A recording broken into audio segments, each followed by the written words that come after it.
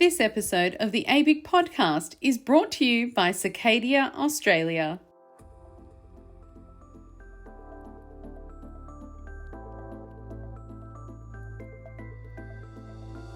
Hello and welcome to the ABIC podcast, your online support community for the aesthetic and beauty industry. Here, we're strengthening and unifying the industry through representation, innovation, and education. This is a platform created and dedicated to the aesthetic and beauty industry, valuing unity and advancement. We serve to represent, support, and inspire you by connecting you with industry experts, expanding your knowledge through educational pieces, and bringing you the latest industry news. This is the ABIC podcast.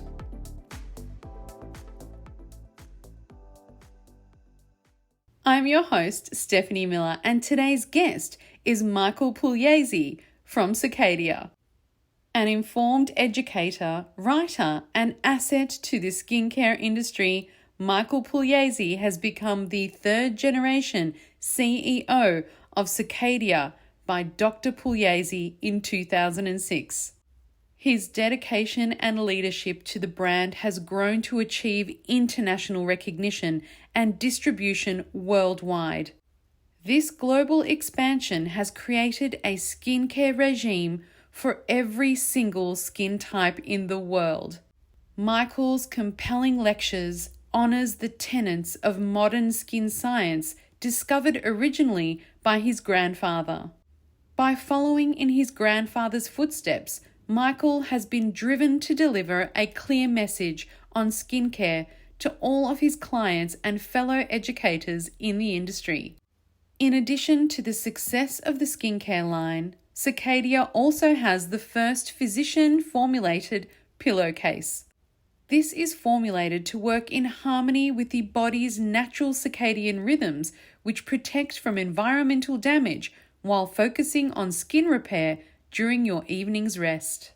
Here to discuss the effects of light's spectrums on skin health, performance in skincare ingredients, and the science of chronobiology, from Circadia, today we welcome Michael Pugliese.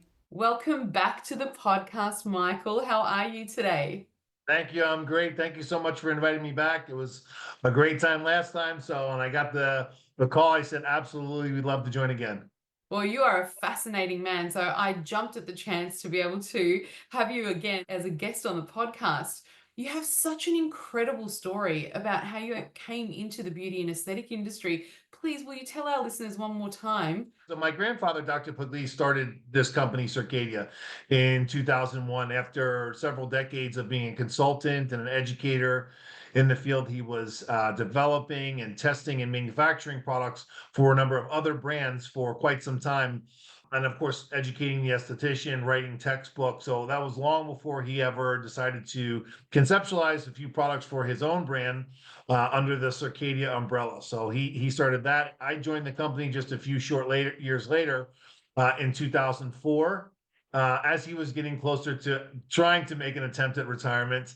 But I was, of course, brand new, very, very green, didn't know anything, knew that our business, family business, was involved in skincare, but not much else other than that. So spent a lot of those early years working with him, learning everything, really learning the industry, learning the business, but learning skin and formulations. You know, I'm well aware of, that time in my life, so many people would have killed to be in that position, to be able to have literally one of the godfathers of modern cosmetic chemistry and aesthetic medicine right there, to ask lots and lots of questions. So I have to give most of the credit to him for being so patient with me over those years and just letting me absorb and be a sponge. So doing all those things, of course, learning how to become a CEO of a growing global skincare company. It was just a really amazing time. So I'm still learning every day and learning from the people that are around me that have joined the team. So it was exciting then. I feel like it's even more exciting now. No, it sounds like a fairy tale for anyone in our industry, and definitely because, oh wow, what an idol. Like, he was, like, talk about knowing your stuff and talk about being a pioneer in the industry. Yeah. He is so ingenious, that came up with so many wonderful ways of treating the skin and a deeper understanding. And of course, we're going to be talking about that and circadian rhythms today. But I just can't help myself by asking you a question that was brought up last time, and that was about the light spectrum. So let's start with the science of light and skin. Please, Michael, tell us, how do certain light spectrums, like blue light, for example, have damaging effects on the skin? Can you actually walk us through the different types of light as well?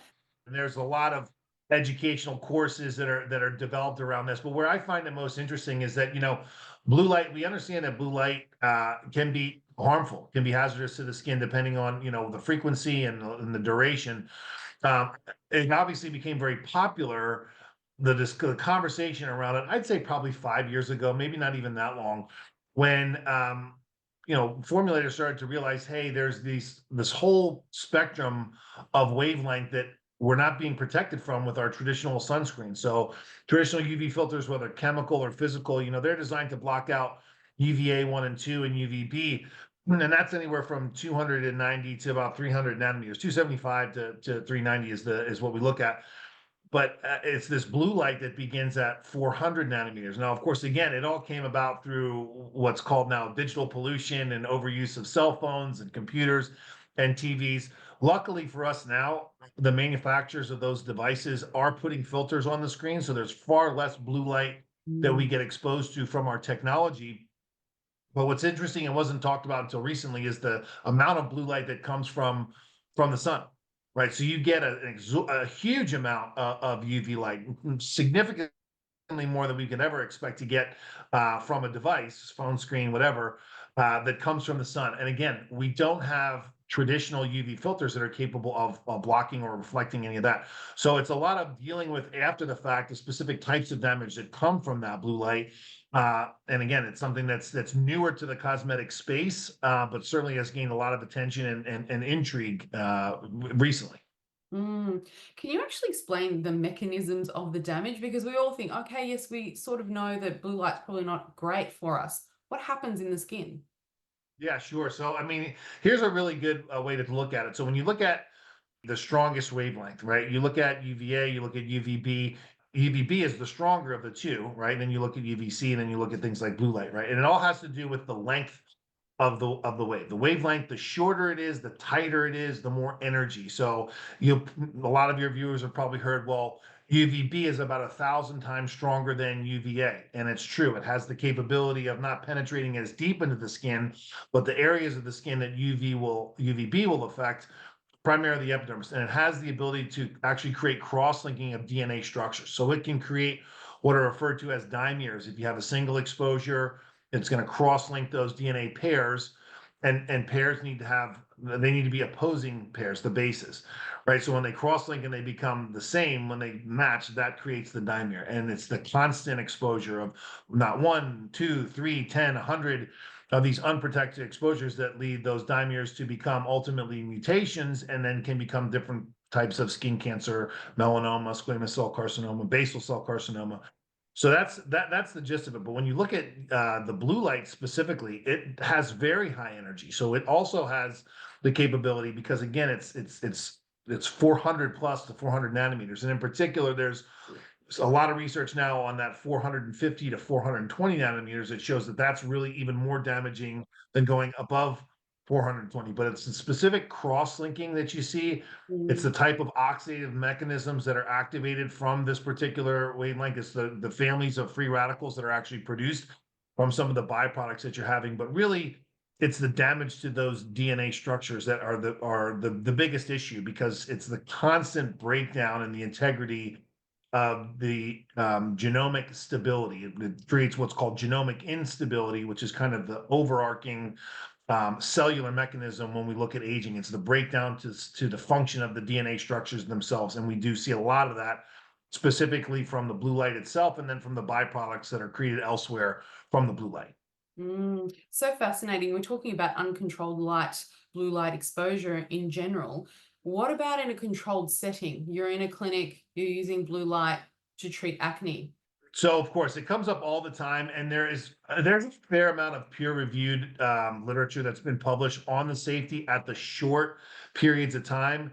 It's that long frequency that seems to be the biggest problem. The longer duration, right? The frequency of how many times, but it's the duration of which is I think anywhere from 10 to 12 minutes is where there's a sweet spot of that damage. I've had a chance to talk with my friends that are in the industry that market and sell LED devices. We know, of course, that there is a potential danger for the long term, but falling within those times is, I think, the biggest goal. And a lot of those that are promoting these devices will tell you the same thing: is it's to make sure that you're condensing the amount of time, because we know it's very effective for treatment of bacteria specifically associated with acne. And lots of people are not understanding that it is a time frame, even up to, they're saying now even 4 minutes will do it. Yeah, absolutely. Yeah, and again, staying within that recommended protocol, I think, is probably for the best. And how do you actually see, we're talking about the skin and being unprotected exposure, I suppose, but how do you see the role of skin care and protection against these long-term effects? It's interesting because one of the things my grandfather shared with me is like there's certain things about skin that are just not going to change, but it's Mm. our understanding of how it functions and what we can do to help to impact the function positively that will always continue to evolve. I mean, it's evident when you see, the evolution of skin science and skin education, right? I had this conversation, I have this regularly now when we start talking about microbiome, which I'm excited. Hopefully we can chat about that because there's some new advancements in that space as well. But P. acne bacteria, right? We can't call them P. acne bacteria. So all the education, all the literature, those of us that have been talking about this for 20 plus years now, we have to get used to calling them C. acne bacteria. So, and I got the question, they're like, well, how did the bacteria change? And it's like, still the same bacteria. It's not like the P. acnes move out and the C. acnes decided to move in and take their place. It's just a reclassification. And there's examples of that all over the place as our understanding of skin and skin physiology continues to evolve. Some things will stay standard, but other things will continue to change. I love that. And, let's drill down into specific ingredients or formulations. Obviously, there are some that specifically protect the skin from the impact of blue light and damaging spectrums. Can you give us a rundown of what those might be? Yeah, there's some really fun ones that we've been working with now for the last couple of years. Certain parts, certain regions of the world, you can't really promote as effectively, like how impactful some of these ingredients can be against protecting. And again, I want to remind everybody there's nothing that will filter out the blue light, right? It's really dealing with the potential damages for after the fact. So there's a few. One that's recent is called Circin Blue, and I've incorporated that into one of our newer formulas that hasn't even been launched yet. But Circin Blue comes from a ferment, right? It's a fermented product, which also has benefits for microbiome health, right? And what they've shown is this actually helps to stabilize, also, it's a trifecta, it also helps to stabilize circadian genes that have been damaged from environments, whether it's UV exposure, whether it's pollution. These ingredients are helping to stabilize specifically circadian genes. So genes like clock, period, cycle, these are all circadian rhythm genes. But what's interesting is we find all of those genes in every single cell, including skin cells, that contain DNA. So it's about helping to balance and create this homeostasis within the skin. That one in particular, I really like. There's another called Blue Oleo Active, which comes from a more traditional sun care company, right? It's called Hallstar. Hallstar makes a lot of ingredients for the sun protection industry. So whether it's actual filters themselves or ancillary ingredients like photo stabilizers, they launched this Circin Blue a couple years ago, and it was fantastic. Ideal for sunscreen formulations, and I love using it. It's really easy to work with and formulate with. The results are great. The impact that it has on helping to reduce the damage from blue light has been incredible. And there's another one that also is a good segue into the conversation, which is called Royal Tea. So Royal Tea is the trade ingredient, also something new that we've been working with in the lab, but it's a biohack ferment process where they take a probiotic and they take these other materials. One's a purple potato, an Okinawan potato, one's a purple rice, and an actual purple tea. So they take these materials and they ferment them with this probiotic, and the byproduct are postbiotics. So the postbiotics, of course, again, helping with microbiome health, but also helping to protect against blue light. So it's really about protecting as best we can from the damages that occur. And a lot of that has to do with the specific types of free radicals and damages that are created from the light itself. I love the way that they're working with ferments, and I love the way that they're working with that particular type of vegetable or those particular groups of vegetables of purple, because we know the powerful anti-aging effect that these have on the body as well, and the powerful protective effect that they have on our cells. It's How they really work. incredible stuff because when you look at when you look at it by themselves, even without the fermentation process and the BCR biohacking that they talk about, uh, they're super high in anthocyanins, and they are protecting the skin as it is. So all of that then also translates into the performance of the ingredient and ultimately into the product. I'll share with you if we have time, one in particular that I've recently put together that is just absolutely blowing me away as far as results and helping to rebalance and create homeostasis within the skin. My goodness, I could listen to you talk all day. Whilst I you're could talk all you could talk all day. Wonderful day. about what. Eventually, I think I'd run out of things to talk about, but no, it really is an exciting, and I say that jokingly, but it's such an exciting time to be again in the industry, and I found myself throughout my career saying that. And it just feels like the industry continues to set the bar on what's possible, what we have access to as formulators and as educators, and as companies, as brands to create solutions for what's going to be best for the clients. So yeah, we just continue to push the envelope there with that and staying close as we can to the R&D side. I mean, for the viewers that aren't familiar, we do have our own research and development facility, which allows us to have, such great insights into what is new, what's most effective, also what to maybe avoid that might not necessarily be maybe a cool story, but might not have the results that we're looking for. But yeah, we love what we do around here. Well, I love what you do, and I'm sure all of our listeners are fascinated, because one thing that stands out as well is a lot of the ingredients, the technology of the ingredients, and the way that they are, structured and refined. You were talking about the fermentation process. It seems to me they have a dual, triple purpose. Everything kind of works in symbiosis together, which is really exciting. And you were talking about the biome. Now, tell us about how these ingredients help the microbiome, the skin's microbiome. Why is it we should be looking at that as well? Yeah. I think that's another topic, and again, we can kind of go down that lane or that rabbit hole if we wanted to for quite some time. But microbiome also something that's really gained a lot of popularity in the last decade. I remember clearly the first time I ever heard anyone talking about it was one of my good friends and also, an incredible educator and a mentor for me in the industry, which is Rebecca James Gadbury. She's done a UCLA extension course on ingredient technology and science. She's still doing them, even though she's retired a few times. We keep dragging her out to come out and educate the rest of us. But she started talking about microbiome on stage, and I thought I'd never heard of this before. I've got to get some insight. So spent a little bit of time with her, and then started doing some digging into exactly what it is. And it wasn't long after that we started seeing ingredients being launched into the field, into the industry, helping to address what was referred to as the microbiome. One company even coined the term stratum microbium, right? Which is the layer of microbes on the surface of the Right. skin on Very top true. of the stratum corneum. So, those that are familiar with corneotherapy and things like that, really it's about creating that, again, I keep using the word homeostasis, but it's the balance that's found there. And really, when you look at the microbiome, it's the collectively the microbes that we find functioning in a specific area of the body. So the microbiome of the face, very different from the microbiome of the gut, different from the microbiome in the armpits, in the groin area, in the feet. So it's very particular to a specific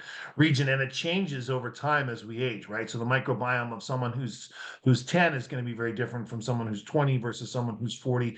And we see this in different skin conditions. The bottom line, again, is that it was introduced by those that were promoting a probiotic, right? So the idea is that if we have this bacterial culture that's good for the gut, right, it's going to be good for the rest of the microbes that are found in all other parts of the body. Great in theory, but not in practice, right? Because when you look at that environment in the gut, it's very different from the environment in the skin.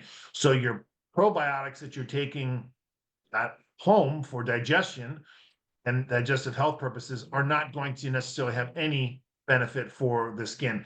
And we started seeing yogurt masks and these things like that coming out, and not really to any particular benefit for the skin microbiome.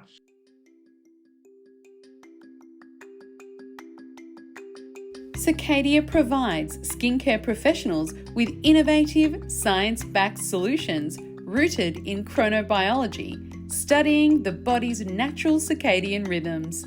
Circadia's products are formulated with cutting edge ingredients backed by rigorous scientific research to ensure effectiveness and safety for all skin types. Circadia offer a comprehensive, award-winning range of products and treatments to address various skin concerns and extensive educational support via the Circadia Online University.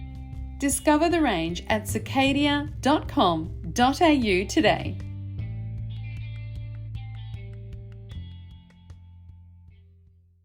The push now has been, and it's only been recently that I think it's been really fully understood, and it's not fully understood, but more well understood now, is the use of pre and postbiotic, right? So if we can use pre and postbiotic, what we're doing is we're feeding and nurturing natural, healthy bacteria that can be found on the surface of the skin. So just like we have bad bacteria, we've got very healthy bacteria. So when you look at the underlying concept and theme here of most products that are talking and discussing about the microbiome, the goal is to help to regulate, downregulate, and keep at control the potential pathogenic or damaging bacteria, but while promoting the healthy bacteria that are found. Because a lot of the healthy bacteria, they keep the bad bacteria away. So we keep the good ones in high numbers and keep the bad ones at the low numbers, if that makes sense.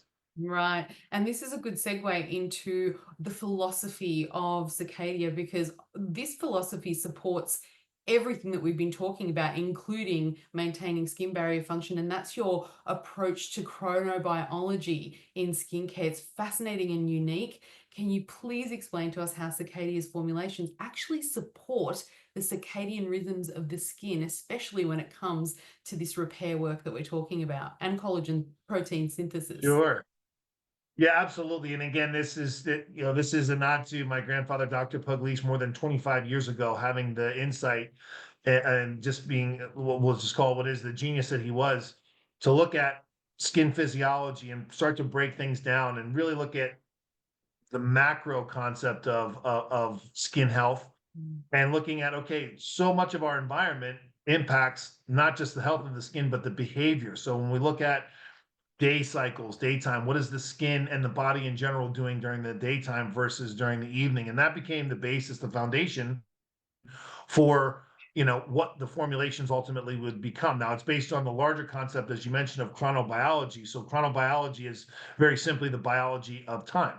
So the things that we're doing during the day that are helping to assist with natural defense mechanisms, whether it's utilizing sunscreen or antioxidant protection, we're really trying to help to protect the skin from the damages that occurs during the day. So again, obviously we know the damaging effects that unprotected ultraviolet exposure can have, but free radical production. I mean, certain areas of the world where you have high population and high pollution, you have certain types of free radicals are being generated by the environment. They are finding their way onto and into the skin and reacting with other parts of the environment, again, namely sun, and creating specific types of damages, things like halogen acne and halogen pigmentation, that are literally coming from some of these pollution particles that are making their way into the skin and then reacting with the environment. So when you look at formulating protective products from that perspective, there's a broad array of things that we can use. I didn't even mention, the basics obviously are things like vitamin C. We know they're great antioxidants, but there's so many different forms of vitamin C that are available. Really, it's any good form of vitamin C is going to help to protect the skin. I did not mention as well that one of my favorite forms, which is tetrahexyldecylascorbate, also has been shown to protect against blue light damage specifically. So there's another little piece. It was in some of the literature from one of the suppliers recently. They published just how effective even 1% of that particular vitamin C can actually be. Oh, I love that. And I love that your formulations are so complex. They're so symbiotic in nature. I don't see you, mega dosing one particular ingredient. I see you using a lot of ingredients in combination with each other symbiotically, which is fascinating. Can you tell us Yeah, also? I think again, I'm sorry, 'cause I didn't mean to interrupt. I just wanted to finish my thought on the repair part because I covered the protect. So the repair mechanism is what's interesting is that the skin is a lot more active in the evening than it is during the day. So when we're resting is when the skin and the body again are engaging those natural repair mechanisms. So a lot of what we talk about in professional skincare as it pertains to structural proteins, right? The dermal tissue that gives us so much texture and buoyancy and tensile strength, those proteins are being produced at their highest rate in the evening. The fibroblasts are at work making collagen, elastin, and even hyaluronic acid. It's a polysaccharide, fibronectin, laminin 5, all the things that help to give that beautiful buoyancy and structure to the skin. They're being made at much higher rates in the evenings, right? So ingredients, even the simple old school stuff like vitamin A, which is a proliferative, that's when we want it in the evening. That's one of the main reasons is because that's when it's going to be utilized. Vitamin A also a significant proliferative agent, so you see a significant more amount of cell turnover in the evening. So about 30 times more cell epidermal proliferation at nighttime than during the day. That's in part a repair mechanism and also a protective mechanism. If that cell turnover is happening during the day, when those DNA structures are unwinding so that the cell can replicate, it leaves them much more susceptible. So if it's happening during the day when there's UV exposure or more potential for free radical damage, you're going to see a lot more damage. That's why it's kind of hardwired in the circadian rhythm of the skin to engage that cell turnover mechanism in the evening. And of course, vitamin A is helping to assist with that proliferation. So that moisture loss, obviously, which is much higher between 9 and 11 p.m., you see more moisture loss at that hour, those 2 hours, than we do any other time of the day. And that has to do with, of course, accelerated proliferation, more protein production, but it just lends to the reasoning why we need a little bit more occlusive, more hydrating ingredients, things that are designed to bind moisture during the evening than we would during the daytime. So it all kind of ties in together. It's the funniest thing now is to look back. When I started formulating products with my grandfather, I was on the bench. It's one of the first things that I spent a lot of time and energy doing is just wanting to learn the formulations. The skin care came later. The skin education came later. It's just how do these products come together, because that's what interested me the most. And even 2004, we only had a handful of things to utilize.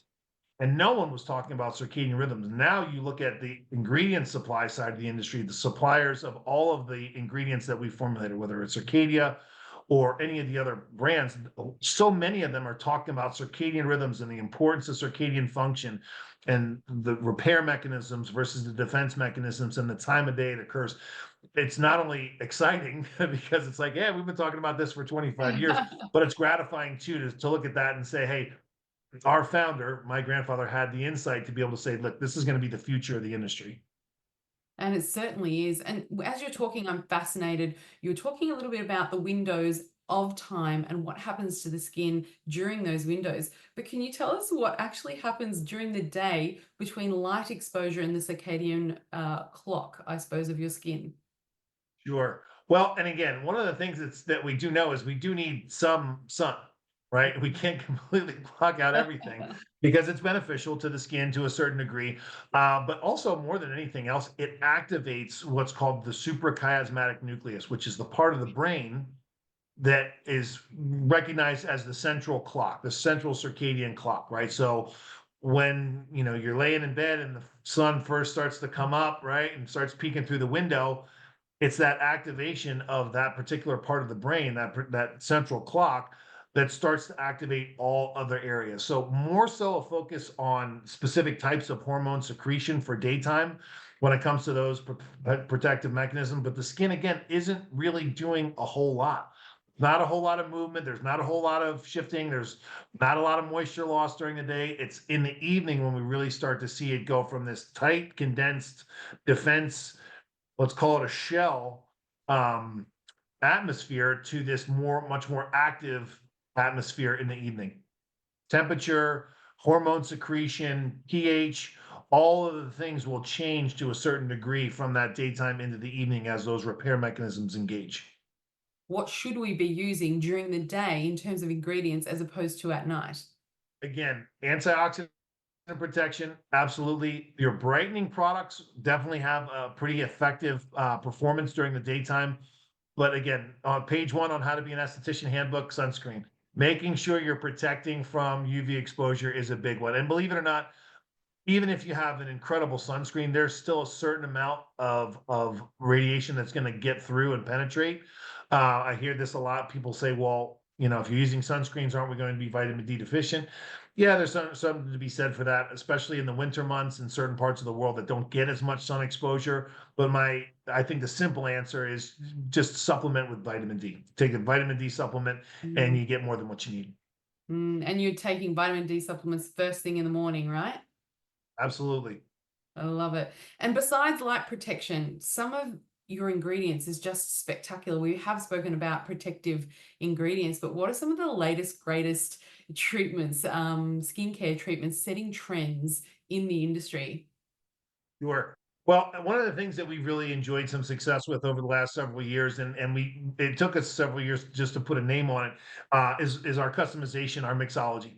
So advanced mixology is something that we've helped to coin when it comes to really creating a customized solution for the clients, and whether that be your professional treatments or the home care regimen that we're going to be using. We know that skincare is not a one size fits all, and it's not a one size fits all for the same client throughout the entire year. When you have seasonal changes, when you have a drop in relative humidity, when you have temperature increases, all of these can affect what you can and should be using as part of your home care regimen. I would say probably again the most exciting thing that I've developed in the last year has been focusing again on pre and postbiotics, and just the potency and the power that they actually have for so many skin conditions. It doesn't matter if it's acne, skin sensitivities, any kind of compromised barrier, psoriasis, eczema.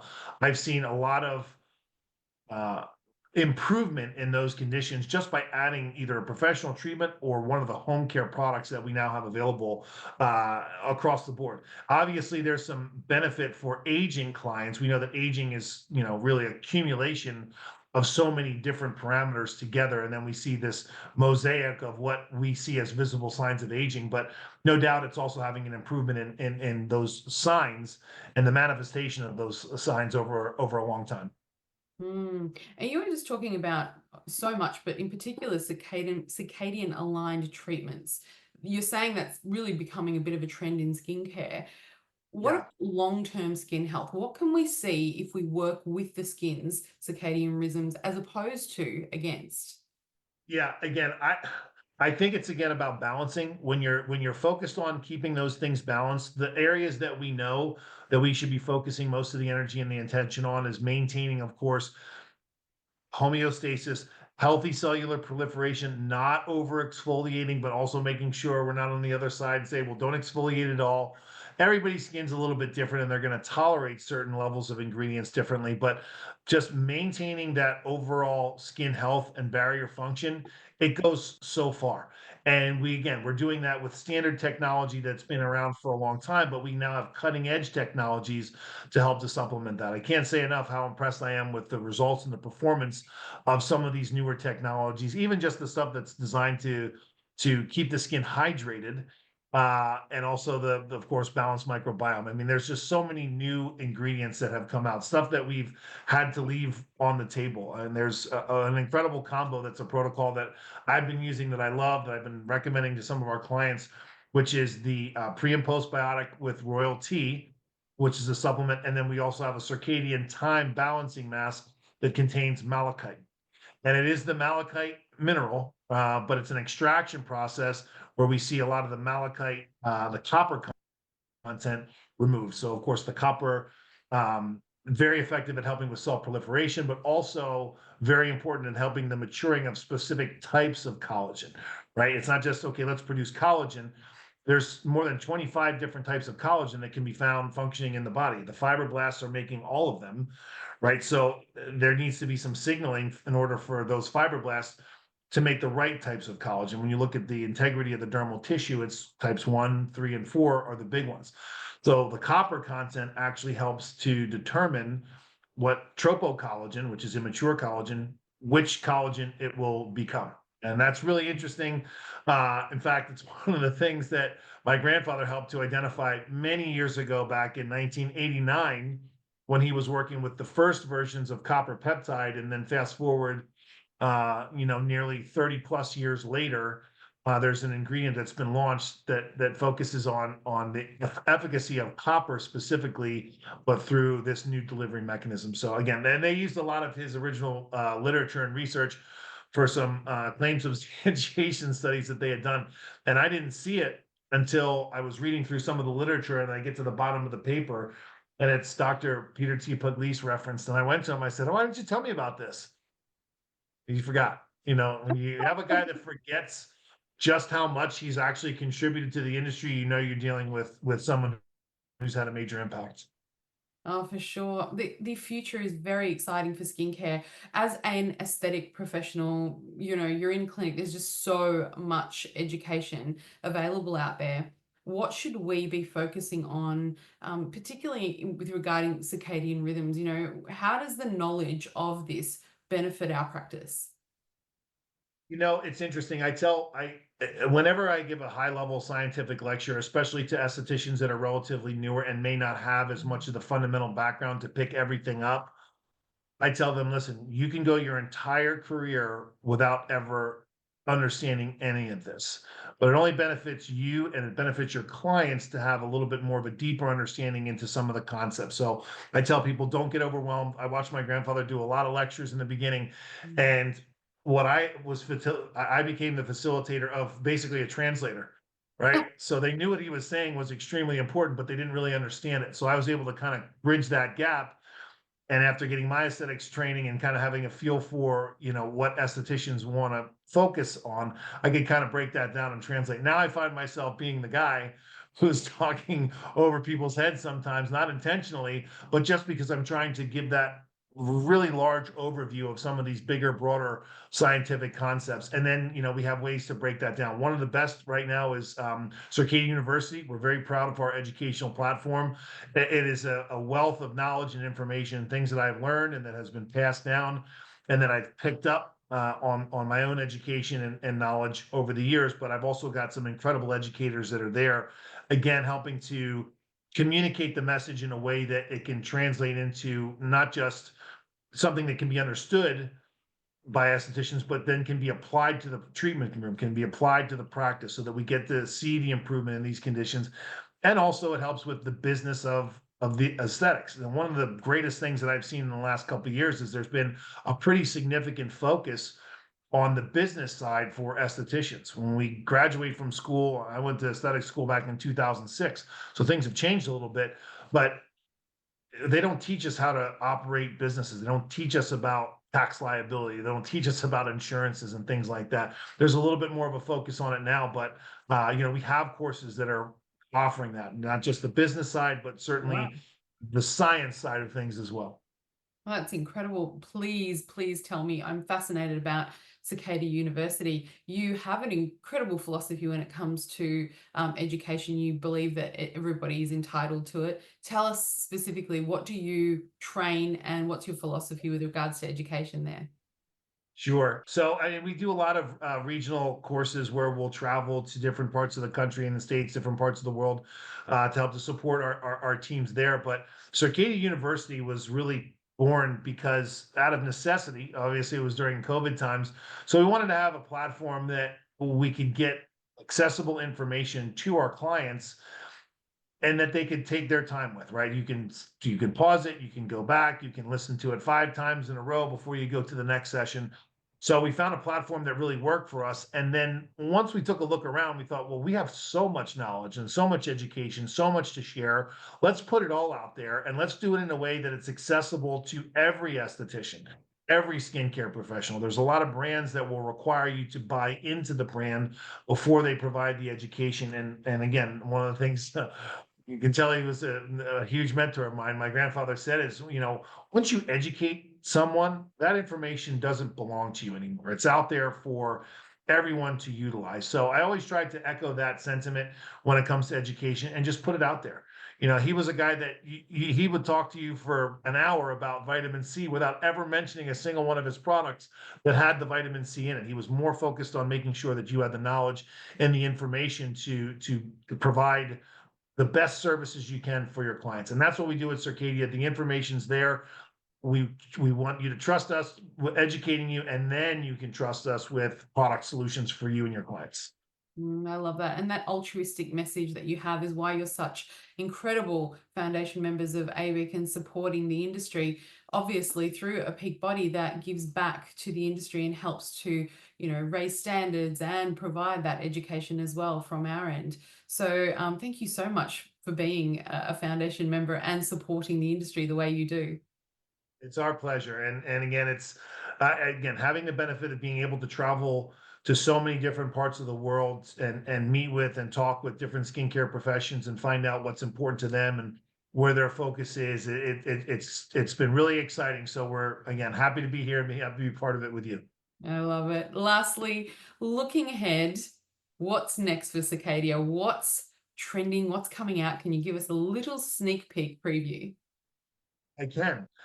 We have two brand new product launches that are coming up in just a few weeks at our annual Circadia Connect. It's a place for a lot of our partners, both domestic and international, to come together and network and meet with each other and learn. We provide some product insights, but we also do some product launches. So we have two that are coming up in December. I can't share with you exactly what they are, but I can promise you that anyone that has interest in microbiome and microbiome health will be very pleased and surprised with those launches. And then we have some newer ones that are coming up through Q1 and Q2 of 2025. So we're still filling out the tools that a lot of our professionals have requested and have a need for with the line, but also taking a look at our existing formulations and how can we keep them current? How can we keep things as up to date as possible, not just with performance ingredients, but also, the ones that don't really tell as much of a story, things that help to hold product together and keep product stable and keep the product safe for people. So we're continuously updating the formulations and more education on Circadia University. We launched two modules that are certifications. We launched our aging course and our peel certification course this year. We have a couple more that are coming up, one for acne and one for treating skin sensitivities, and also an oncology program. So a lot of really exciting educational initiatives in the pipeline that are going to be showing up as early as January in 2025. I'm so excited, and I'm so excited about the microbiome products. We need to have you back to talk about those and the microbiome in more detail. Will you come back and visit us again? I certainly will. It was such a great time last time, and I've enjoyed our time here today. So absolutely, I'm committed. Once we get those new launches out, you let me know, and I'll come back and meet with everyone again. Well, thank you so much, and thank you to everyone for listening today. It's my pleasure. Thank you all so much. See you again soon. Bye, Michael.